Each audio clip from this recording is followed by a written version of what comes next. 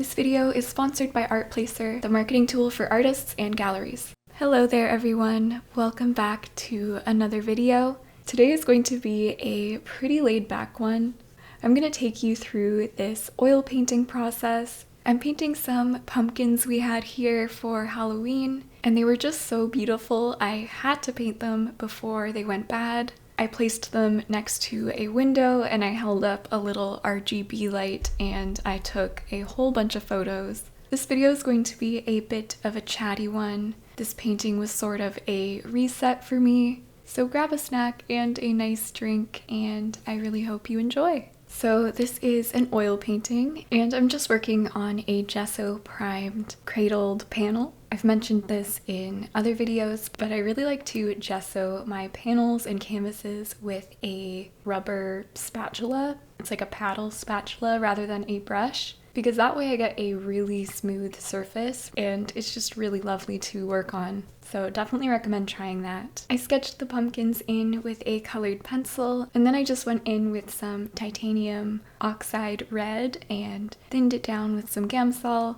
and gave myself a rough underpainting. I kind of wish I covered the whole surface, but I didn't want to remove my sketch layer because the thinner does strip the pencil off, but I also really don't like working on a bright white surface. So I might explore doing like an acrylic wash on my panels to start and then sketching on top of the acrylics once it dries, because you can paint with oils over acrylics, but definitely you cannot paint with acrylics over oils. I'm using my custom brush set with Craftamo and I'm just roughly blocking in some of the darker shapes and then working into the midtones. I'll put the reference on the screen that I'm working from. I'm trying to be better at taking reference images whenever I can. It's really nice having your own images to work from, especially for studies like this one. Oh, and I didn't mention, but my brush set here actually just sold out a few days ago when I'm recording this, and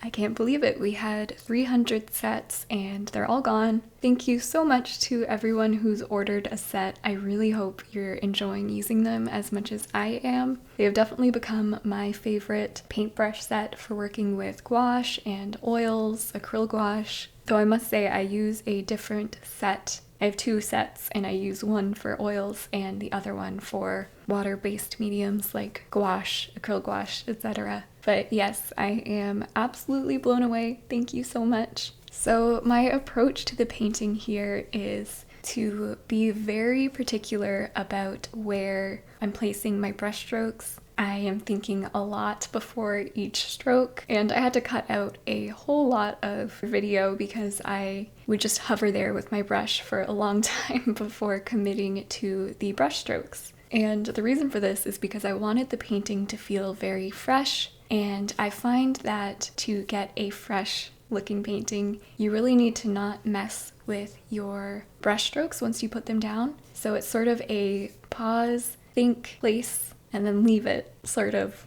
painting style. And that's been an ongoing journey for me, is resisting the urge to go back in with my brush and fuss with the stroke once I've placed it. It can be really tempting to do so. The more you do that, the more you get sort of a dead stroke and muddier colors. I did paint this painting in a few sessions, I think 3 in total. So you can see here that we're still on the first session. Everything is wet into wet right now, and I will let you know once it's the next session, because then that base layer is sort of surface dry and I'm able to paint on top without messing up the brush strokes. I really loved this reference because we have the very cool sunlight coming in, or window light coming in, and when it's a blue sky, clear day, window light is going to look blue on reflective surfaces. So that's what it was here on this pumpkin. The larger pumpkin's a gray pumpkin, but with the window open on the left, we have that really lovely blue sky reflecting off of the surface. And then on the right, I bought this little RBG light. I always forget if it's RBG or RGB. Is it RGB?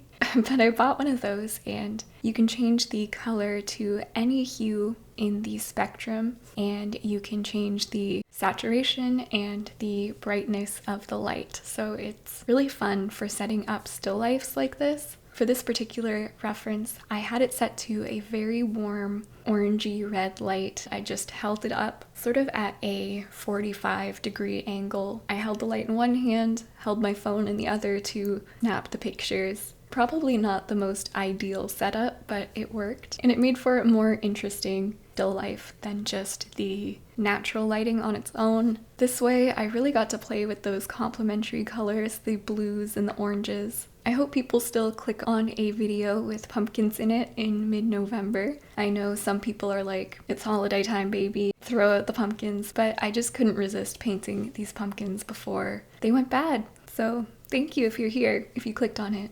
And I'm also curious, please let me know if you paint with oils. My oil painting videos don't tend to get as many views as my other videos, and I think that's because there are a lot of people that watch my videos, a lot of viewers that don't paint with oils, so maybe they're not interested in seeing it. But I'd love to know if you've painted with them or if you're thinking about getting into oils, because I've been thinking about making some introduction to oils videos. I'd love to get more people into the oil painting club and to not fear it. I know it seems like a really intimidating medium, but it just has its own qualities like every art medium has, but we really shouldn't be scared of it. I know there's a lot of people that are hesitant because of the health hazards of oil painting, and that's fair. I've been thinking about trying water mixable oils for that reason, but I don't know. I just love painting with oils. There's nothing quite like it. It's so rich. It's so pigmented. It's so, I don't know, just the way that light goes through the layers of oils and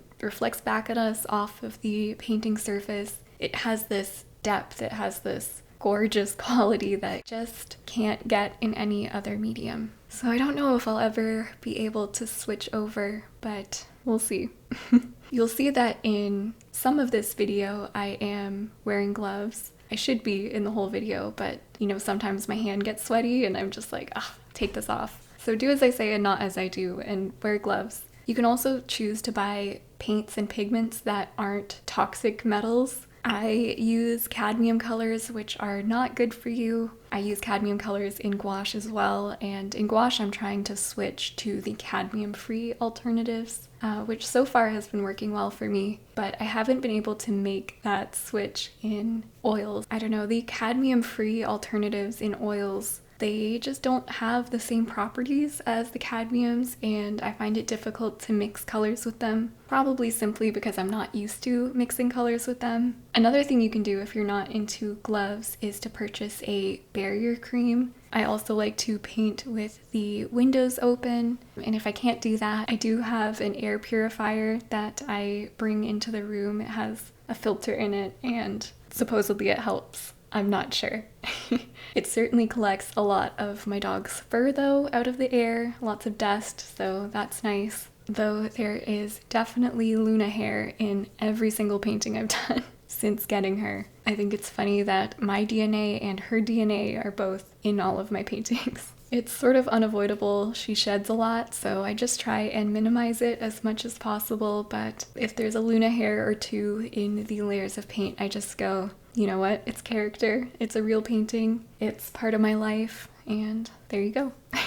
So I believe this is the second painting session here, and you'll see that I'm now able to layer paint on top of the initial layer without disturbing it. So I'm still trying to be very precise with my brush strokes, very careful with them, very decisive, and also focusing a lot on the direction of my brush strokes in this painting. I think that's something that beginner artists don't often consider, is the direction. The direction makes a big difference. I do it in my gouache paintings, but I think it's extra important in oil paintings because it really allows you to show volume and form, and it creates a much more interesting painting, in my opinion. When the oil painting catches the light, you can see all of the directional brush strokes, and it just feels like it's popping off of the surface. I often have my brush strokes cut across the form. I think it can feel scary to do that. We're always inclined to bring our brush in the direction of the form, but it actually describes the volume a lot better if you cut across it. So often you'll see on the pumpkin, I'm doing more horizontal brush strokes to indicate the beveled surface of the pumpkin. I don't know, brush stroke direction was one of those things that was a light bulb moment for me, and it came very late in my art journey, like very late, only a few years ago. And as soon as that clicked, I noticed my paintings started getting better. So I'm hoping by me saying it to you guys, you can have the light bulb moment sooner than I did, or maybe that's something you already take into account in your artwork. But I think it's always a good reminder to focus on brushstroke direction. I put off doing the second smaller pumpkin for quite a while, but I actually had so much more fun doing that little pumpkin. I don't know why. I think the shape was just really satisfying. The colors were really fun. The pumpkin's local color is sort of a off-white, creamy, almost light yellow, but sort of just a creamy white. And when I say local color, it's the color of an object regardless of the lighting condition. So just the color that that object is. Like this little cream pumpkin, if you saw it outside in natural light, you would see it as this cream color. And then when I shine a red light on it, we see it as a darker orange. But our brains are really good at knowing that, hey, this pumpkin's not actually bright orange, it's just sitting in a bright red light. It's one of those things where our brain is so good at doing that that it actually makes painting something harder, because we have to almost deprogram our brain and be like, hey, I know the local color is cream, but I'm not actually going to paint it cream because we've got blue light coming from the left and we've got red light coming from the right. So despite knowing that this is a cream object, I'm going to be grabbing different colors off of my palette because I have to grab the colors that I see, that I actually see in the image. Or if this was from life, actually set up beyond my easel, it would be the same thing.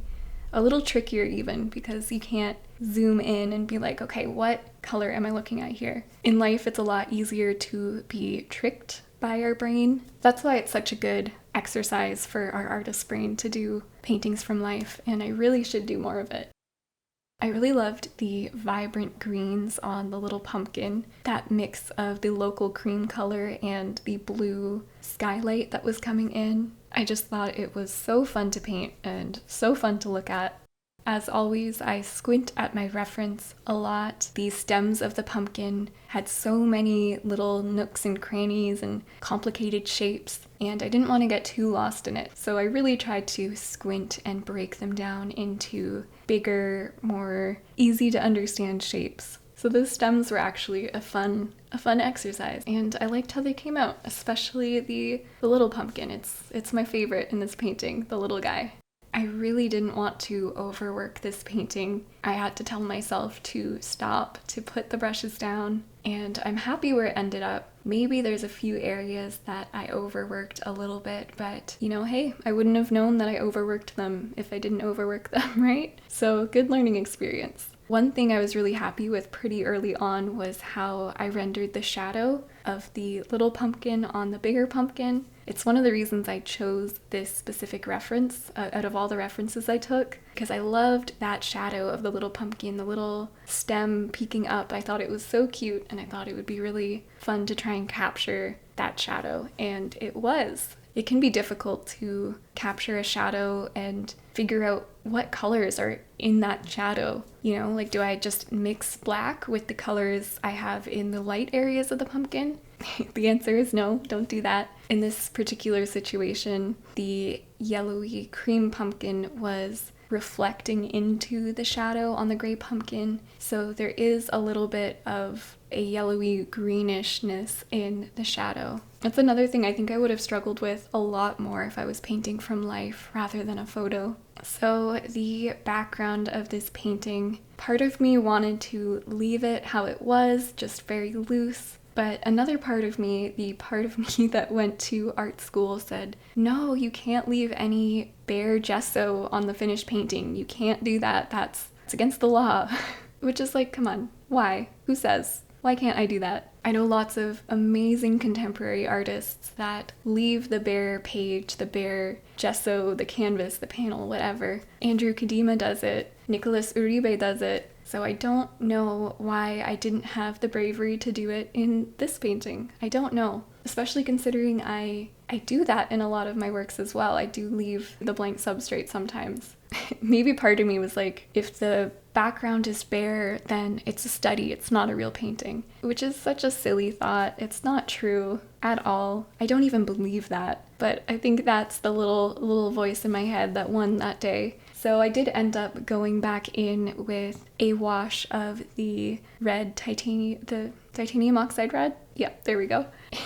And I don't know, I spent a lot of time trying to figure out what I wanted to do. I would place it and rub it out, and place it and rub it out. I added some cooler areas in the top right and bottom left. I added some bright cadmium red on the bottom right because in the reference image, the red light is shining on the table and it's very bright red. I tried to turn my design brain on for the background and create interesting shapes and movement and little design elements. In the end, I'm happy with it. You can see the finished painting here, but I do feel that maybe the background feels a little stiff or staged. So part of me wishes I left it how it was from the beginning. But part of me does think it looks better how it is now, so I don't know. Lots to think about there. I'd love to hear what you think down below, and if you like this chatty style video, let me know. Oh, and I wanted to let you guys know that my shop has been restocked, my online store, with prints, stickers, and original paintings, including the one that you just watched me paint. And I also wanted to share with you a really cool tool I've been using to create the images for my store. And that is the sponsor of today's video, ArtPlacer. ArtPlacer empowers artists to showcase artwork professionally to potential buyers through a comprehensive suite of high-quality features such as room mockups, 3D virtual exhibitions, website integrations with AR features, and more. I use ArtPlacer to create beautiful and realistic mockups of my paintings and prints, allowing my customers to be able to visualize the scale of the piece and how it would look in a real space. ArtPlacer also has a website integration widget that allows customers to upload an image of their room and see how the artwork would look in their own space. To create an image, you can choose from hundreds of room mockups, change the wall color,